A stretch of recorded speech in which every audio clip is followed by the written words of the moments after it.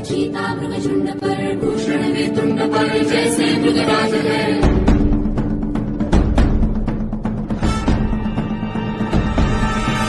तेजतम अंश पर, कन्यजनी कंस पर, धूमलिच्छ वंश पर,